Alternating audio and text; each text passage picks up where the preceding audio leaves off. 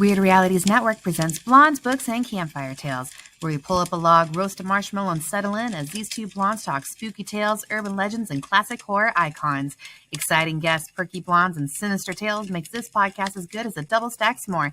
So let's join Bethany and Krystal as they gather around the campfire in Blondes, Books, and Campfire Tales. I thought you said it wasn't working. I said I didn't know if it was going to work, but apparently it did. Hi! Welcome to. I mean, that seems like a totally normal way for us to start. So. It is. You know what? I was looking back on some of our videos, and I'm like, this is normal. Yep. This is on par. Exactly. This is just natural for us. Anyway, welcome to season 4 of Blondes, Books, and Campfire Tales. I am Bethany. We have got Krystal. We've got Rikki down there. And yeah, we're excited to have everyone back here again. So I don't know, anything fun and exciting happened to you guys over our hiatus at all? Or Are you talking to us or to the chat? Well, anyone, but we've only got a couple of people live right now, but they're not commenting. So what do you have? Yeah, let Krystal go. I guess something I did. I was in an official attempt for the Guinness World Record for largest cold plunge. Oh yeah. Whoa! We failed. Oh. We had the numbers because I think like not New Zealand, the Netherlands just said it or something with like 3,000, and we had over 5,000 people, but too many people were going in and out of the water,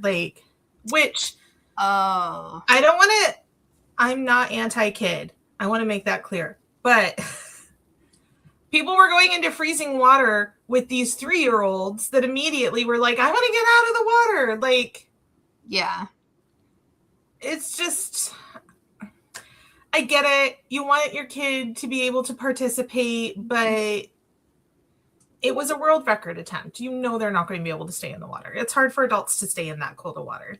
Yeah. So, but it was fun. We tried. We had large numbers. We just apparently didn't have the commitment. I was committed. I actually stayed in for like 5 minutes, and we only needed to stay in for 1. Nice. Awesome. You were there for 5 people. Yeah. So I wonder if they have a Guinness World Records for the Guinness, the drink. Oh my God. Guinness is who came up with the world record, the Guinness World Records. It's tied to the Guinness beer. See, I knew about the Guinness World Records like years ago, decades ago, but I didn't know if Guinness was around that long. But it probably was, since Guinness beer has been around for a very long time, like hundreds of years. Yeah, it's a classic.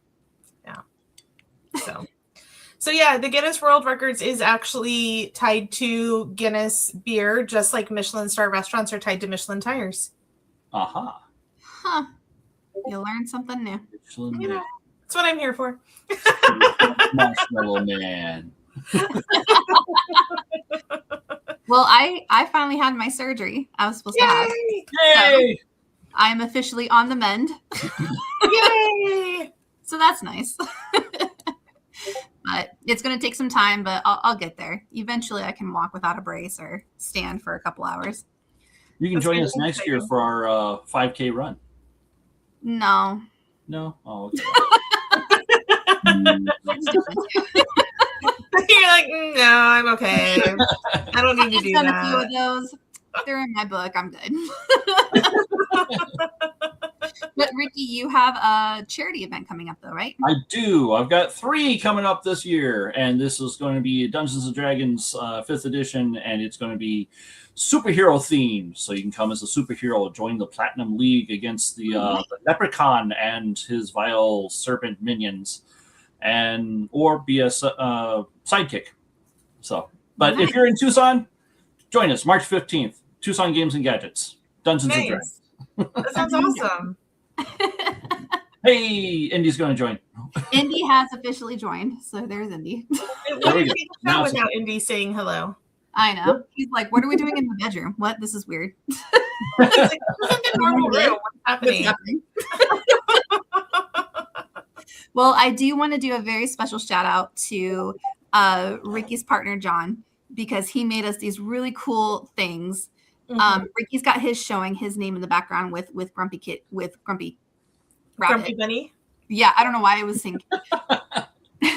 I've got mine right here, and then I have Krystal's because I haven't been able to ship it yet. Yeah, and I totally forgot that I did not have possession of it yet, so I totally freaked out this afternoon when I couldn't find it. Yeah, no. Because I was like, it needs to be displayed, but can't display it quite yet. Apparently, Dungeon Dan wants a number 2 with large fries and a sweet tea. So, what's up, Hadley? How you doing? Okay, so we are going to talk about the Appalachian Trail, mountains, just all things Appalachian. I think it kind of like encompasses like everything. Yeah, Everything except for the Bell Witch this time. Yeah, we've already done like a whole episode on the Bell Witch, so exactly. so she's had her attention. So there's actually rules that you have to follow if you live in the Appalachian territory, pretty much.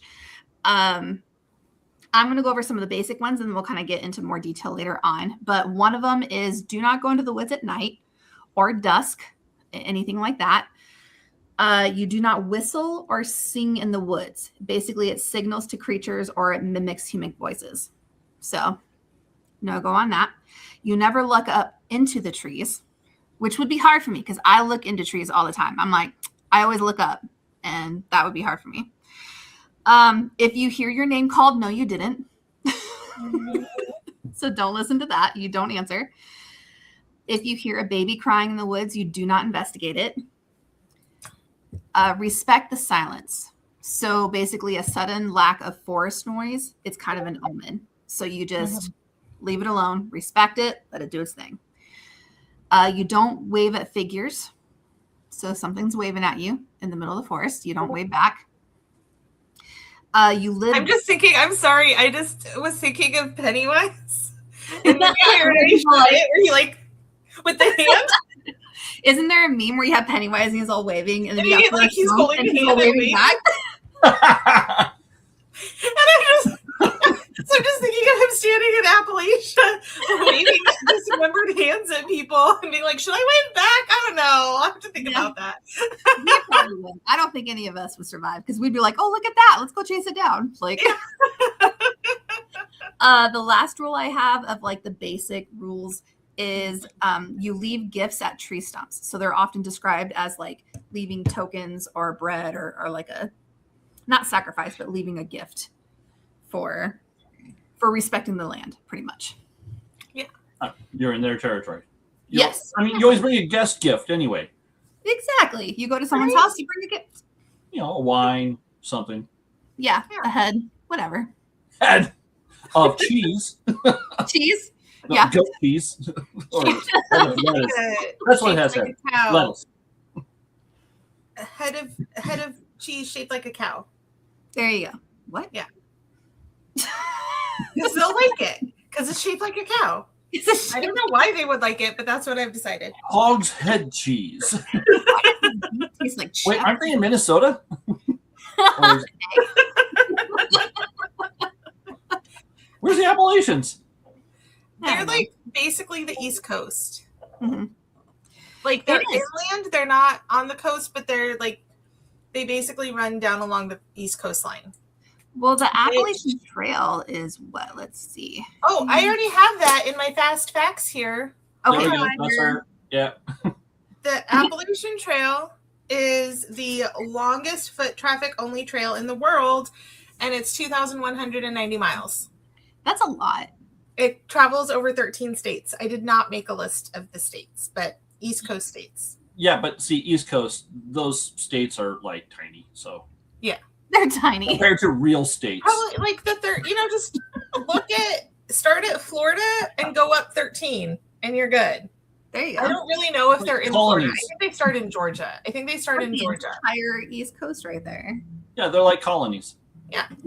Like more than like it's not stuck to the 13 colonies because they were further up, but yeah, just start at Georgia, go up 13 and you're good. There's 3 regions. The southern region, which obviously southern states like Georgia, Wind has exceeded, like just some fun facts about the Appalachian Trail, has exceeded 200 miles per hour in the southern area, and the trails do tend to be very remote. In the mid-Atlantic region, there's a lot of old coal mines and a lot of Civil War battlegrounds. So there's definitely a lot of stories of like Civil War ghosts in that area. In the northern area, it's the most extreme weather-wise. Like Mount Washington is there, and Mount Washington has like the coldest recorded temperatures in the world. Wow. And then, I almost skipped. I was going to get into like more of the rules, which I found these rules on Reddit. So they're on the subreddit for Appalachia, the Rules of the Mountain. They're very poetic and they go into a little bit more detail than what Bethany had. So I'll go into that just a little bit.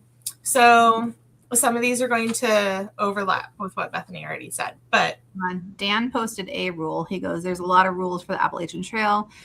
Those can be condemned to ignore the crack houses, except for the don't look up into the trees. Jethro's up there and no one needs to see what he's doing. Well, I would agree with that rule. Yeah. I don't want to see what Jethro's doing in a tree. I don't really want to. He's hunting the smooth. So I'm not going to. But so some of the more detailed rules. If you hike where the fog clings low to the pine and the wind through the holler hums mournful in time, then heed what the old ones have carved into lore, or you won't leave the woods like you've left them before.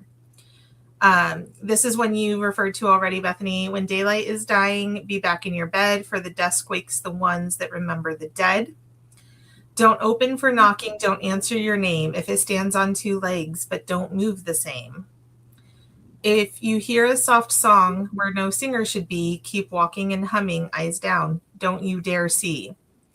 And then leave bread on the stump if you've borrowed the trail, or the little ones curse you with more than just ale. Don't wave at the figure who waits in the field. It knows you've now seen it and won't stay concealed. Which honestly, that sounds like Pennywise too. It does. Everything about that rule just reminds me of Pennywise. Don't speak of the thing that you glimpsed in the trees. What's named becomes real, and it'll find you with ease. 3 pennies at crossroads. Don't ask, just obey, or you'll owe a fare that you can't ever pay. Don't cut at the oak with a face in the bark. Its roots run through bones buried deep in the dark. And if a man joins your fire and don't meet your gaze, offer food, speak no questions, and part ways with praise. Don't fish past the hour when the moon's at its height. What bites past that mark drags you down out of sight. Mark ash on your door come the coldest of nights, to ward off the shadows that dance without light. And if you wake up with dirt on the soles of your feet, say thanks and lie down. Don't recall, don't repeat. And pray not the way that the preacher man said, but the tongue of your grandma who speaks to the dead. So, I recall hearing something about burying a body underneath trees to kind of help. There was several different ritual stuff about that, but yeah, and the whole roots, the face in the tree, roots into the bones, that sort of stuff. Yeah, and I mean, people used to, especially if they lived in very rural areas, they might not have a cemetery around, so they would just they would use trees as grave markers. Yeah. Oh, that's actually a thing now too. I remembered. Yeah, you can actually have not only compostable coffins, but they can have a plant or something that will take root and grow as a marker where you were, and that was kind of a thing. Oh yeah, well yeah, that's actually the plan for me when I die. Is you're basically like buried in a pod, so like as you decompose, you feed the tree. Right.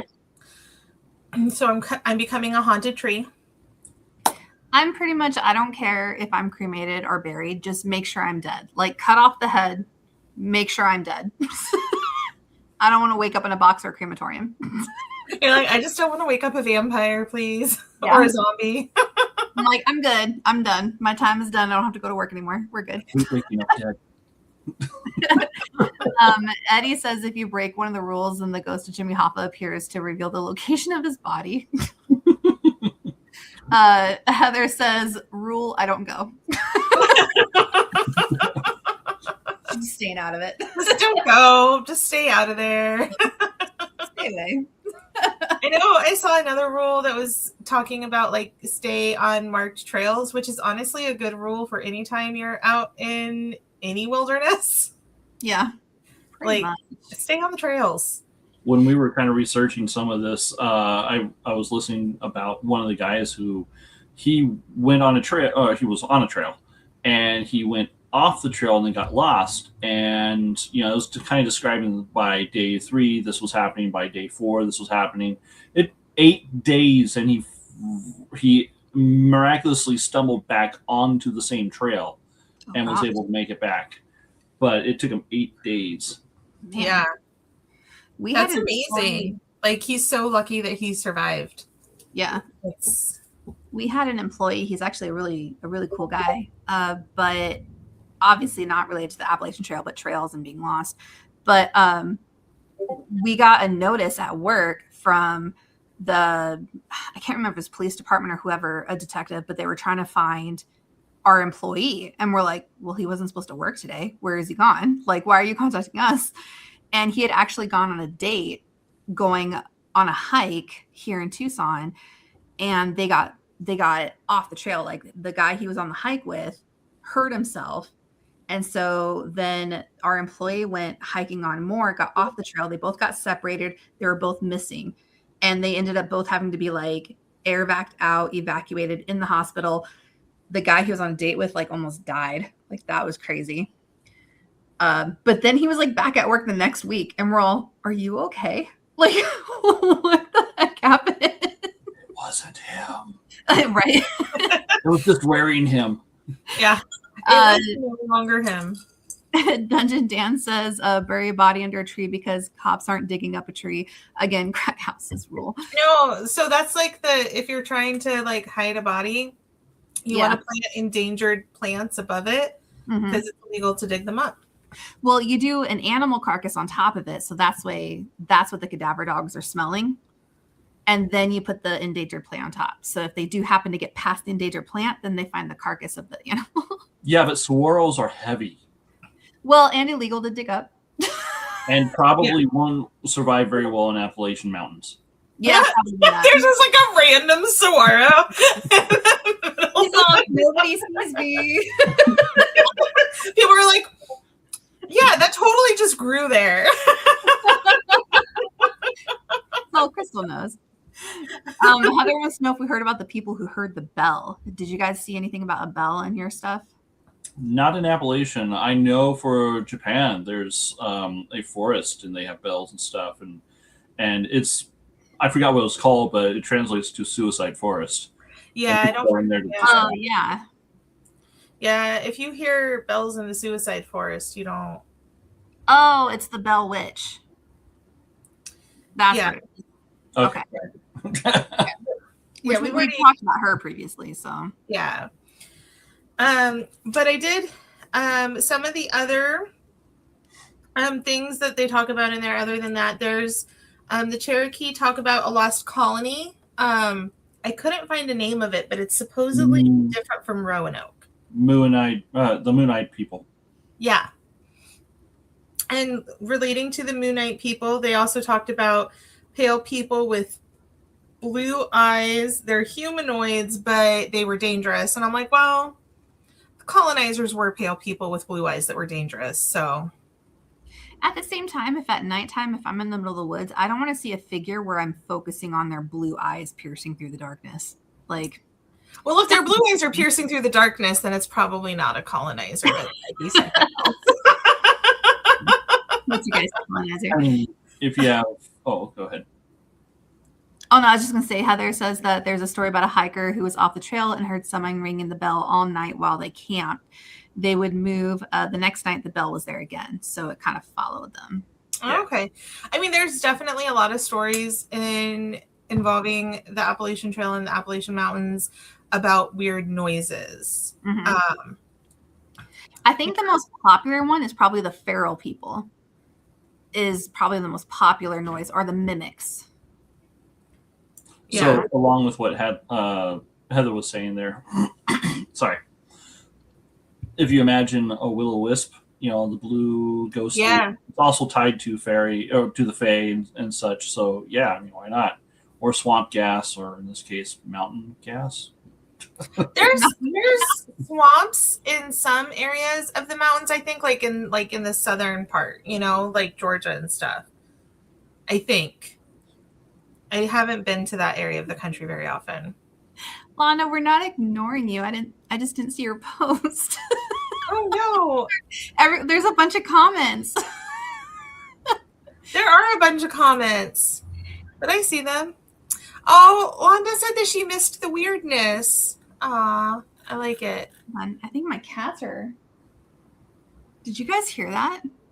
Heard something, but I wasn't sure. No, they're no, like, you didn't. No, you didn't. You didn't hear anything. Remember the topic tonight. Don't go looking. No, I'm just gonna make sure real quick that my cats are not dead. If this was Appalachia, you'd already be dead. But Yeah, I but live there. remember horror rules. Just say, "I'll be right back." I'll be right back, guys. Okay, gotcha. Don't worry, I'm not a virgin.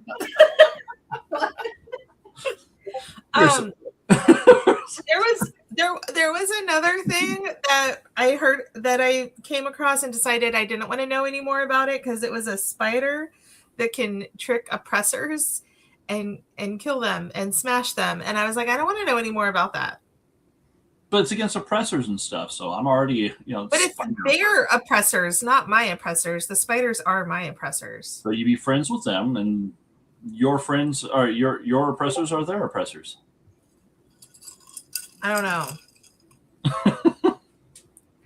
It's a spider that can crush beings larger than it.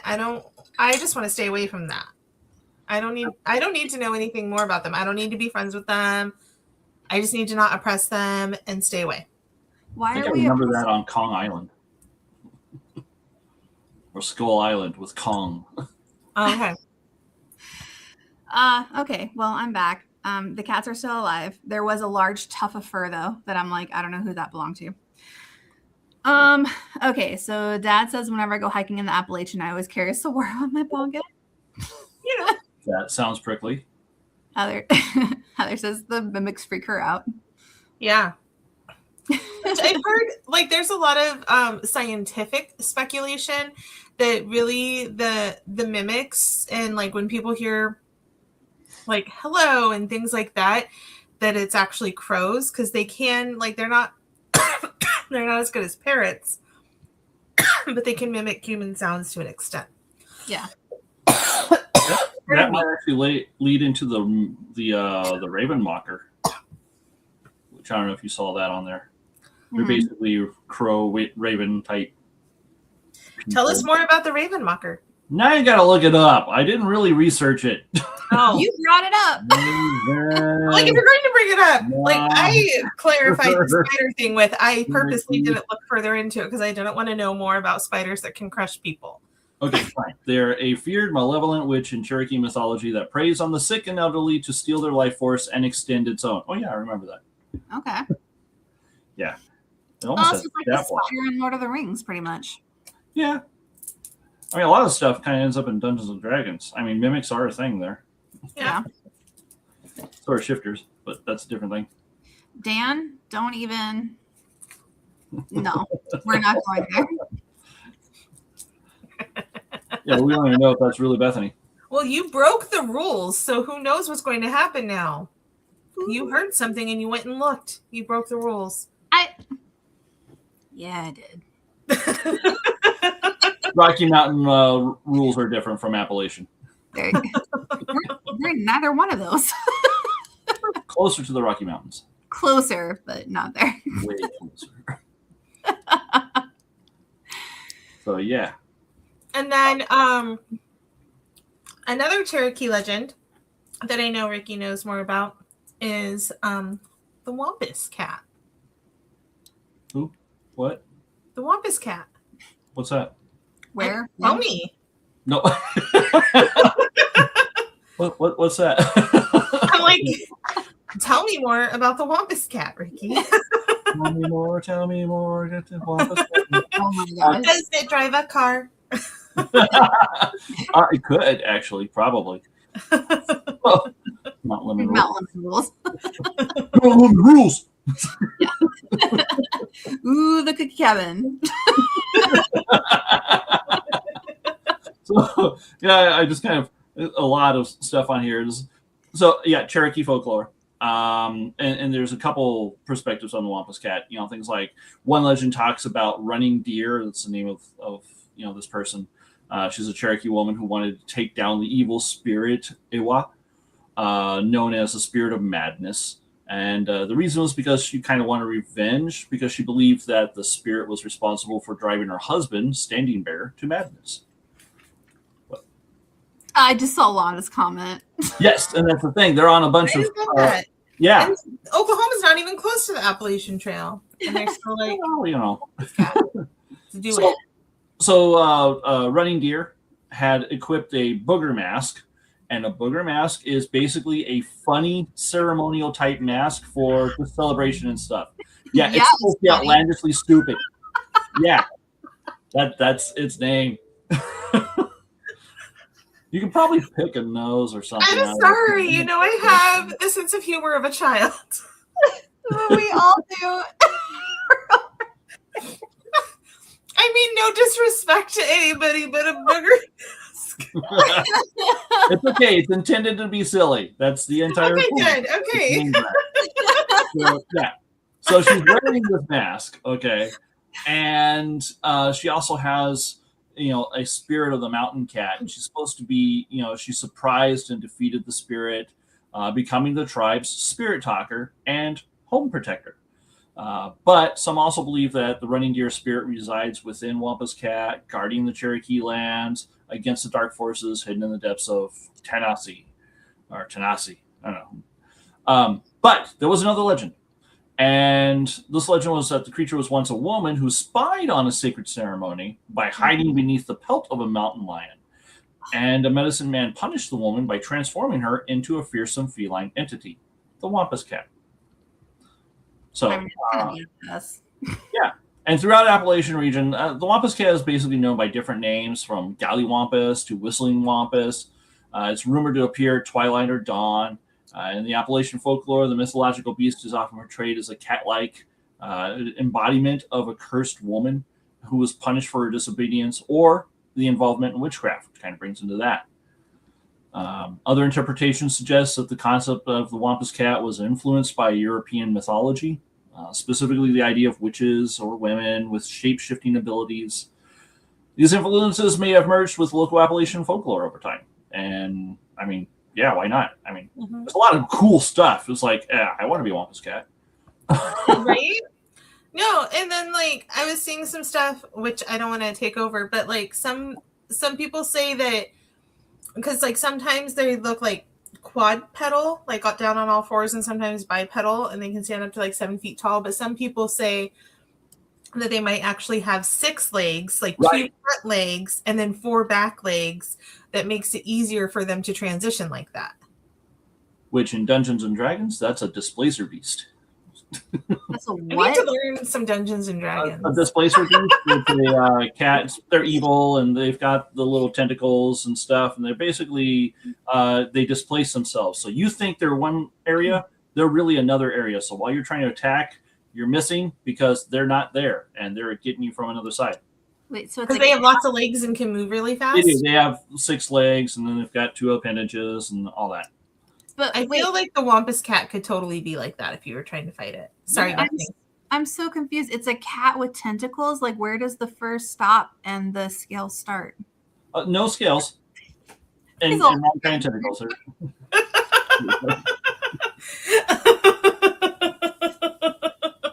It's like a giant spider. I'm so it only has 6 legs, not 8. But if you count the 2 tentacles.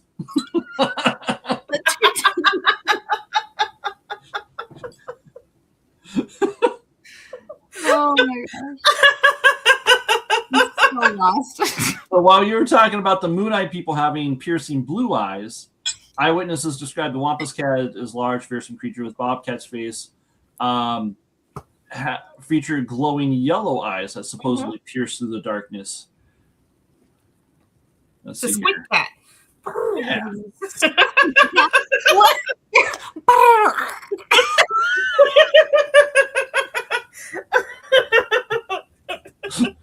What sound does a squid make?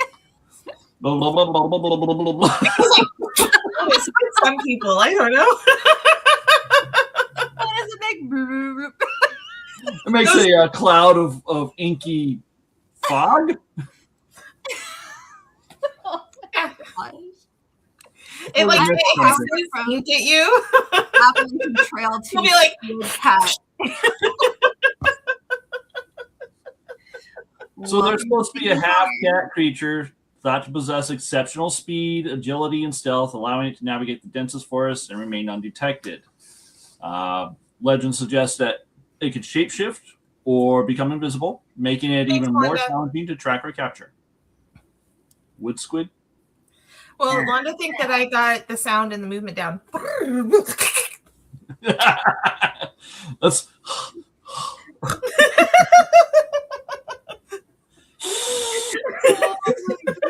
Sorry, I took us right back to that. That's just going to be like our intro from now on. It's just going to be Krystal making noises of what we think certain creatures sound like. What's the chupacabra say?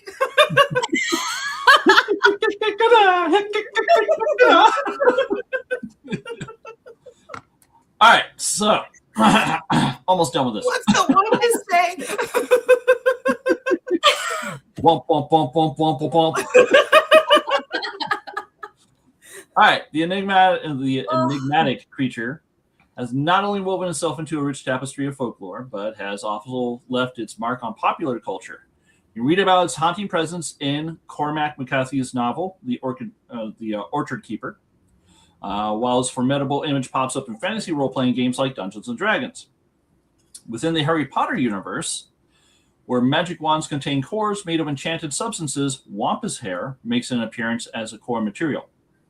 The Wampus is also one of 4 houses at the Livermore School of Witchcraft and Wizardry in North America. What's the bell witch say? Sorry. Ding, ding, ding, ding, ding, ding, ding. I'm still stuck on noises. I totally didn't realize that there was that connection, though, with the Ilvermorny School and the Wampus cat. That's actually pretty cool. I figured you two especially would appreciate that.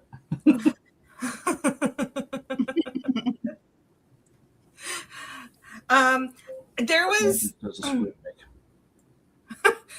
was a story that I was hearing about. They call it it was like a Thanksgiving attack on a bunch of chickens in a small town along the Appalachian Trail, and they totally blamed it on a Wampus cat.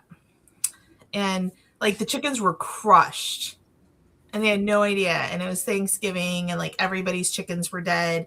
And it was this whole town-wide thing. It wasn't a Wampus cat, it was a Chonkus cat. A Conkus cat? Chonkus. Oh, a Chonkus cat because it was Thanksgiving? It was a Chonkus cat slamming chickens dead with its butt. It had a badonk-donk. What did you see? All I saw was ass. Wait, hold on. Listen, oh, no, we've got Dad saying, "What about a Wookalar?" Lana saying it was Bigfoot, and Dungeon Dan saying, "What about a Warbit?" Oh, sorry, wrong switch. Yep, I know. It was a Wampus with this kind of badonk. I give that to you.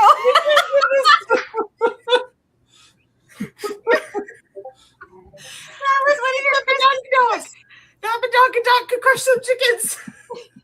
Wait, hold that back up, okay? Okay, it's a fertility cat. This little statue is what my maintenance man gave me that he made. It doesn't show up great on camera, but it is Ghostface. Yeah, I figured. Oh, okay, I thought it was Gandalf. No, it's Ghostface. I said, Which oh, is sorry. Ghostface working.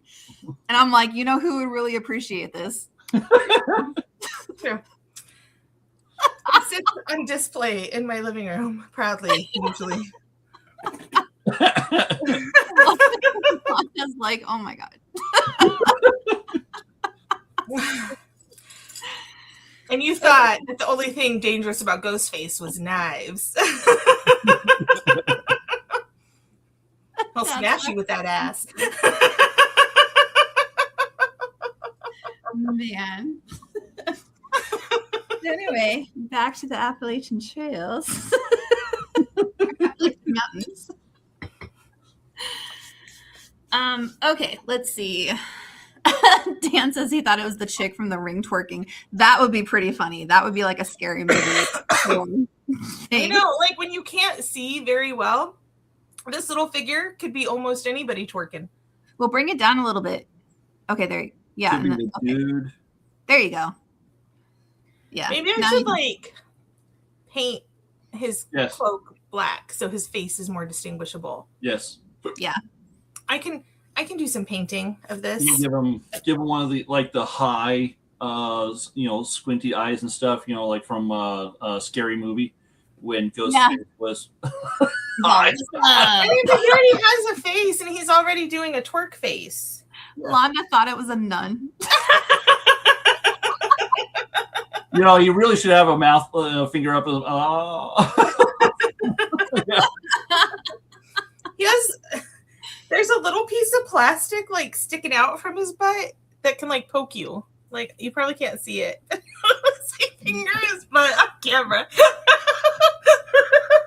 It was probably the stick that he held to manufacture it or create it. I don't know.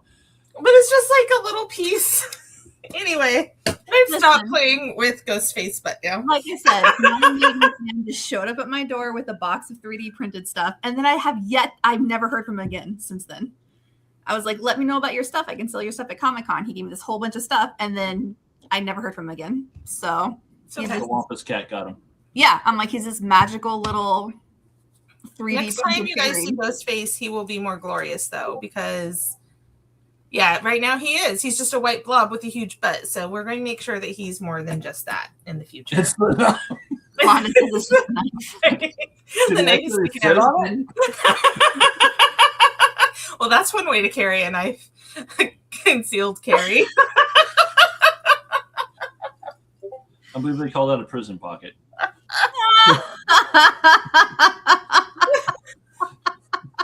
I mean, we were talking about crack houses and stuff. So I'm curious, Krystal, how do you sleep at night with your pillow and all those eyeballs all over it? It's not eyeballs. Uh-huh. Hold on. No, it's not. You see eyeballs, don't you, Bethany? Let me make the screen big.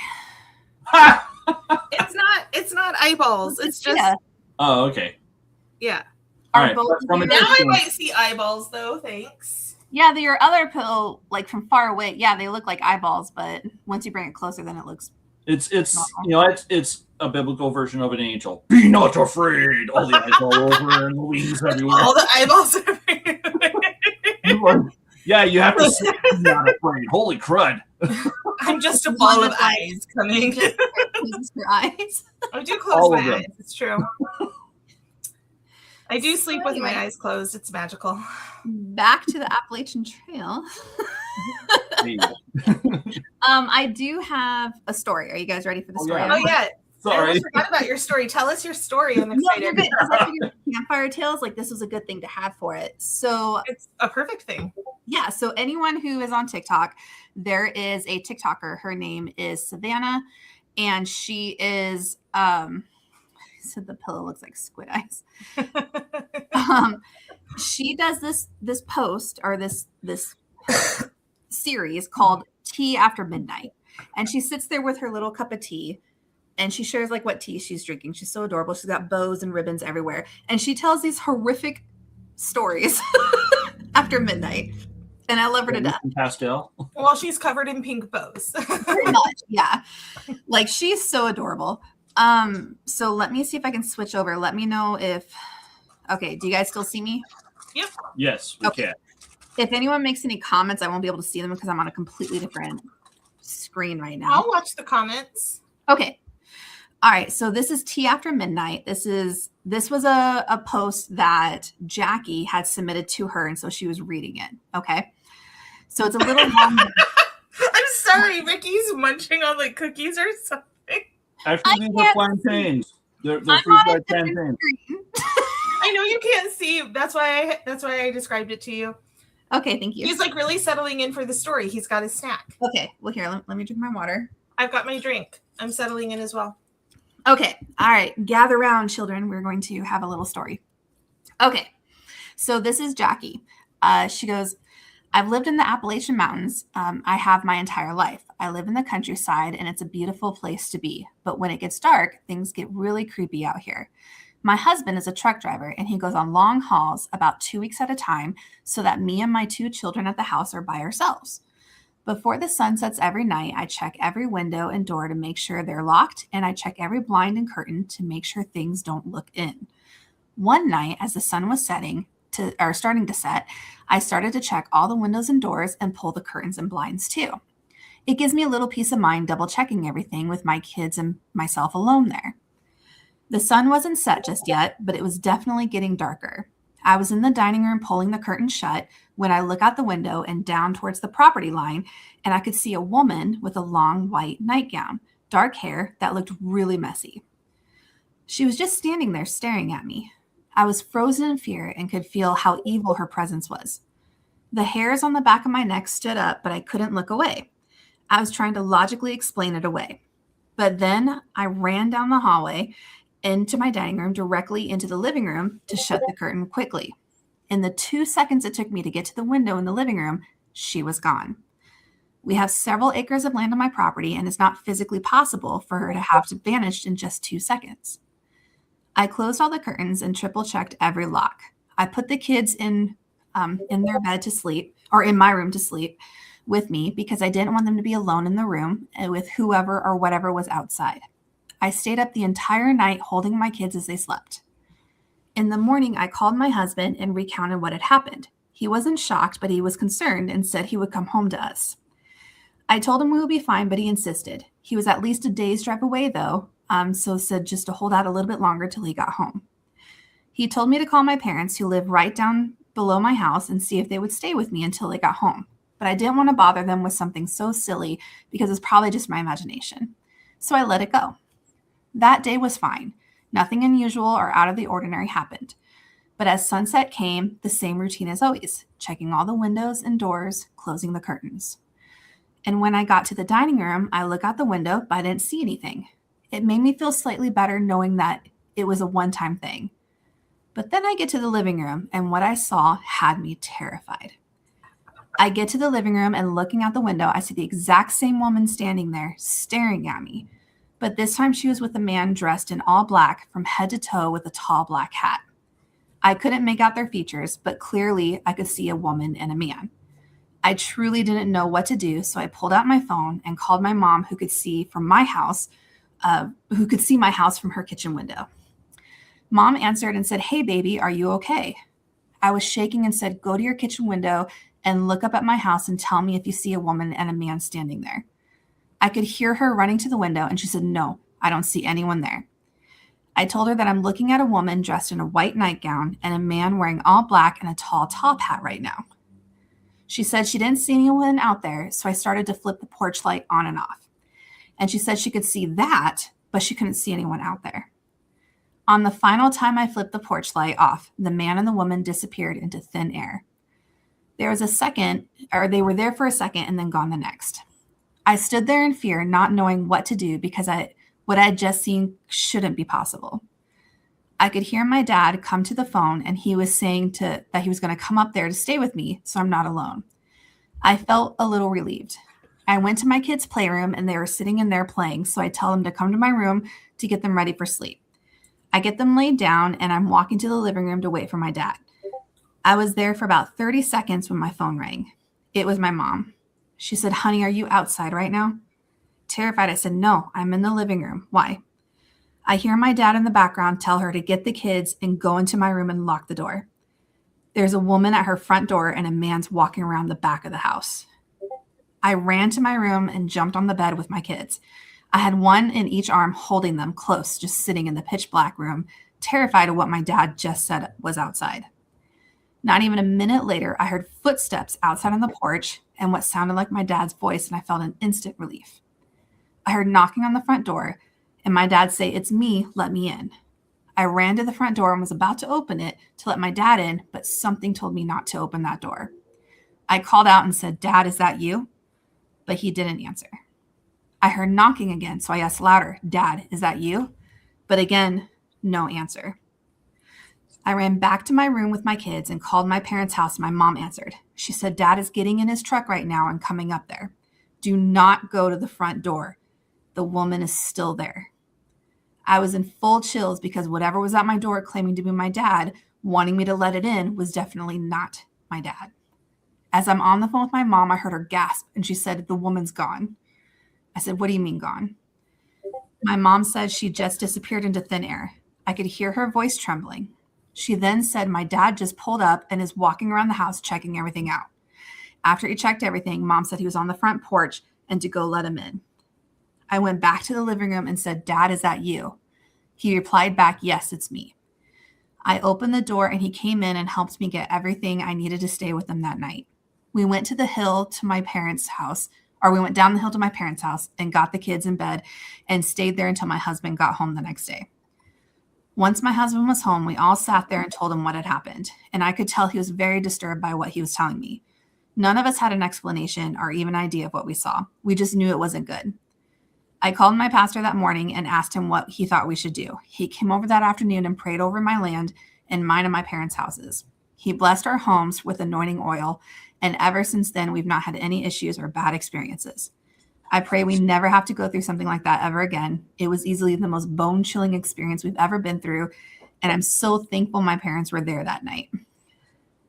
So her theory is that it was like a mimic who was outside her door, or a flesh pedestrian, which I haven't heard of, but that just is kind of creepy. Yeah, my theory is that she broke multiple rules. Yeah.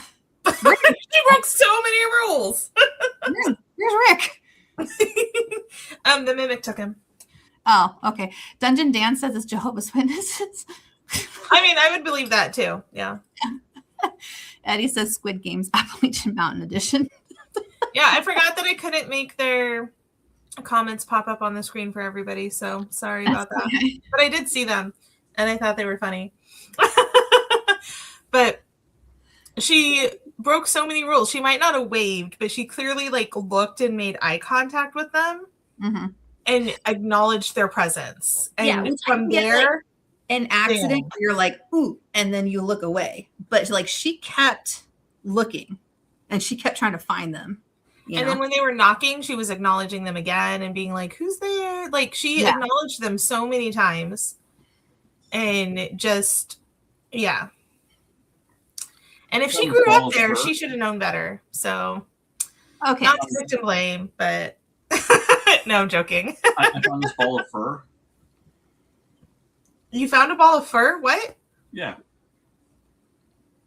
why is there fur at your house? I'm kidding. I was I'm all, what? maybe don't stare at it too long, because there shouldn't be fur at your house. How long has it been since you vacuumed, man? Dang. I'm looking for bunnies. Okay. Oh, this is Flesh Peddler. So Dan says that Flesh Pedestrian, it sounds made up, but I want to look this up. No, I heard Flesh Pedestrian come up a few different times. Never It heard of definitely them. comes up when you're looking at stuff with the Appalachians.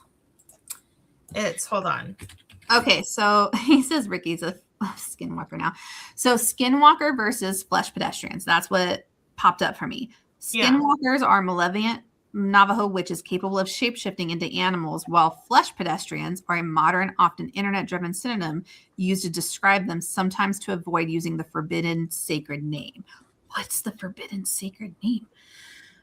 Both refer to evil human sorcerers who use dark magic and pelt wearing to gain unnatural speed, strength, and the ability to mimic voices. I don't really want to encounter either one of those. No. Yeah, that's a little creepy. So I found out that squids are generally silent because they lack vocal cords. They have a faint sound of water being forced through their mantle during jet propulsion.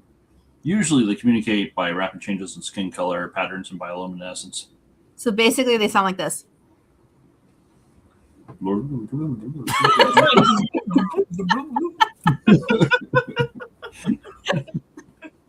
That's how they sound. I was going to do something with my water, but I feel like I would just spit it all over the place.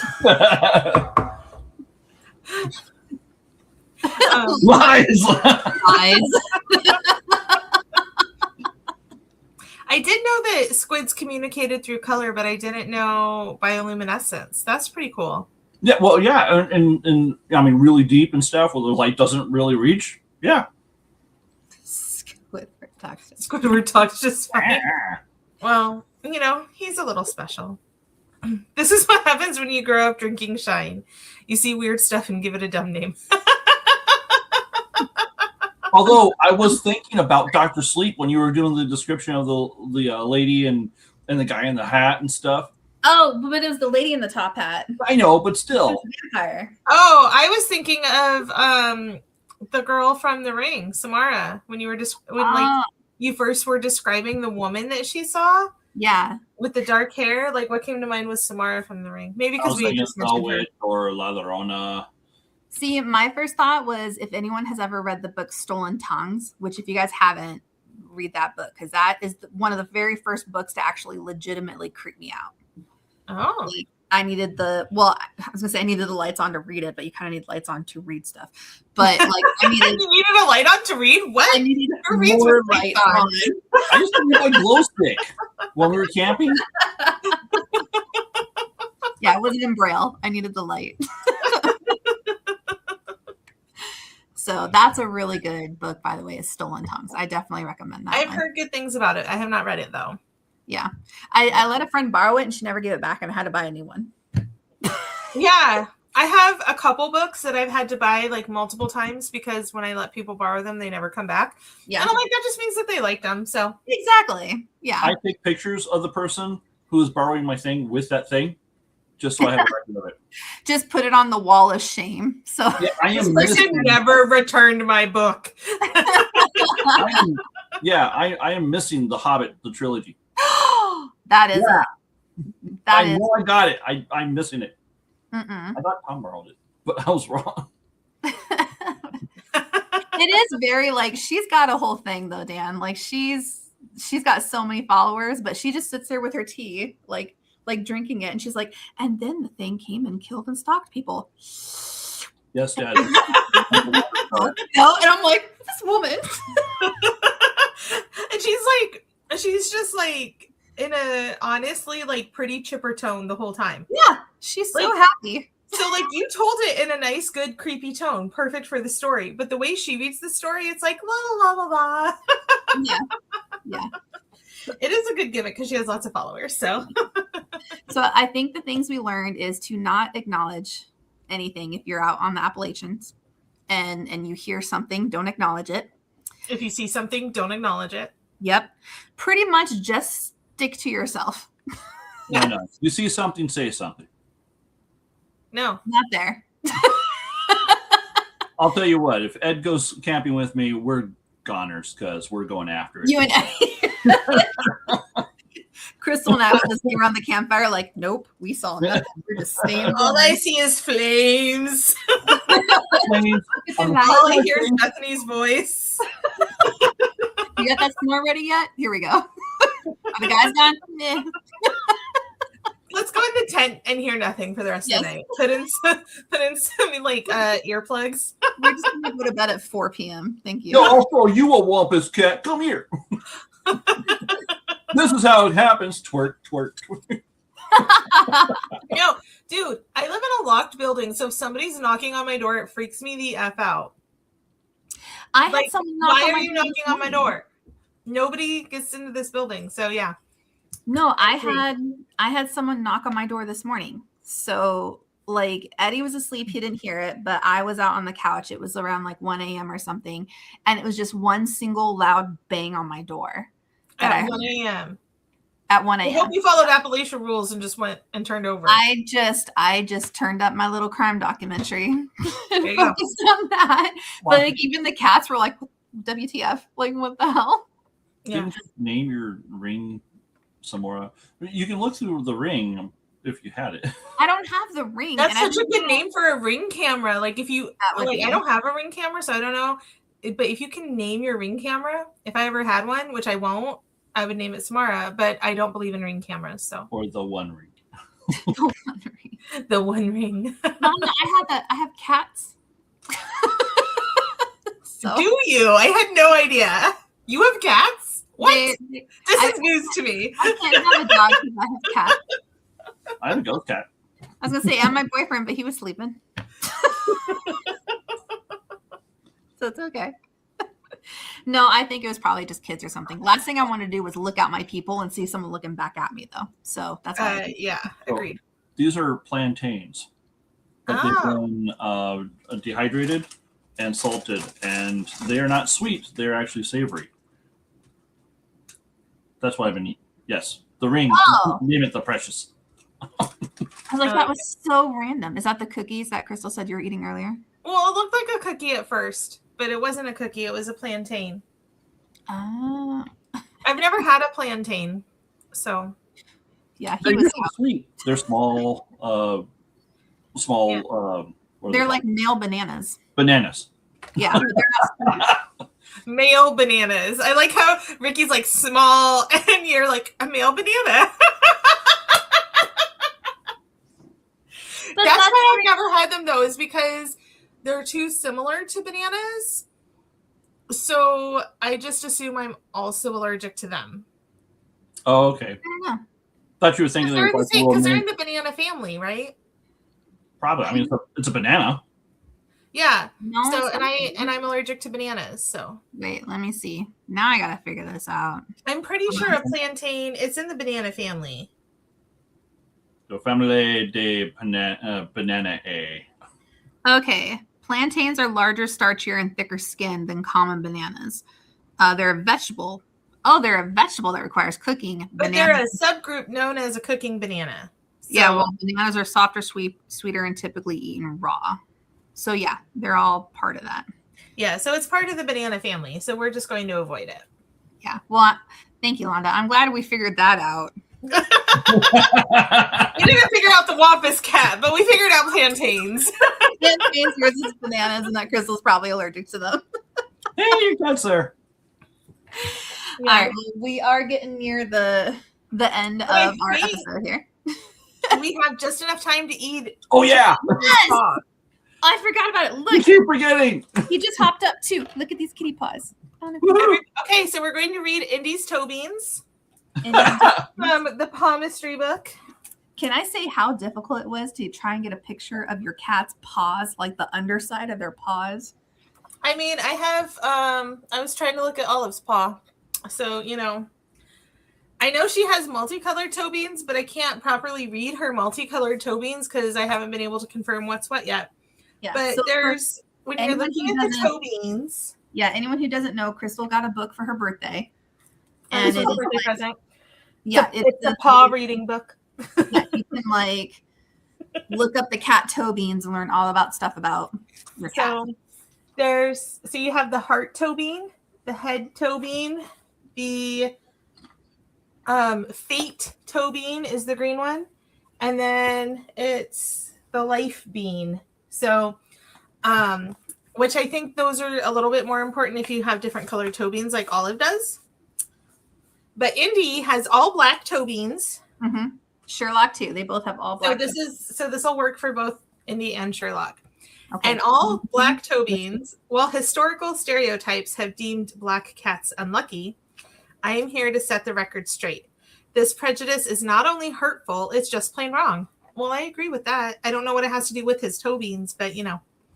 Just like all black cats, all black toe beans are the most magical and fortuitous of the toe colorations.